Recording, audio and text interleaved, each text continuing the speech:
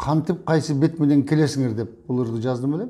Ушуну мен эчтеме ойлоп тапкан жокмун. Жөн эле ошолордун сүйлөгөн сөздөрү, парламентте айткан сөздөрүн ырга кошконго аракет кылдым. Ошону окуп берип коеюн. Кантип кайсы бет менен келесиңер.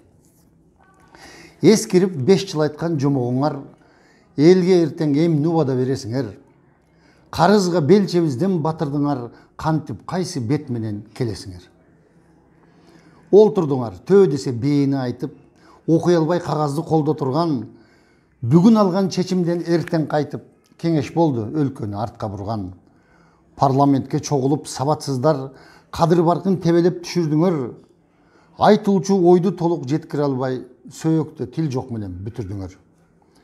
Апрель айды байкуш жылдың кылып, 17-ге эмнеге кайтардыңар? Мыйзамды бузуп жүрүп көнгөнсүңөр, жогор жактын буйругун аткардыңар.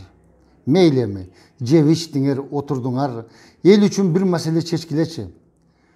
Байлыкка жетиш үчүн кошулдуңар, кол шилтеп саясаттан кеткилечи.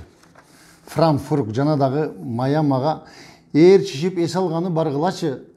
Сексалүттү жакшы үйрөнүп, шарт болсо ошояк эле калгылачы. Эл аралык маселе түзмөк турсун, эл аралык сөздү так окуй албай, 5 жыл уктап эс алдың парламентте жок дегенде бир токтом токуй албай.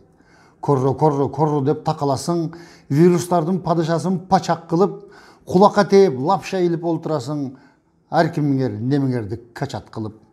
Ойгоңгула, карап турбай көңүл кош, саясатка аралашкын баш уруп, билими жок тупойлорду шайлоодо шайлабы деп мен таштадым чакырук.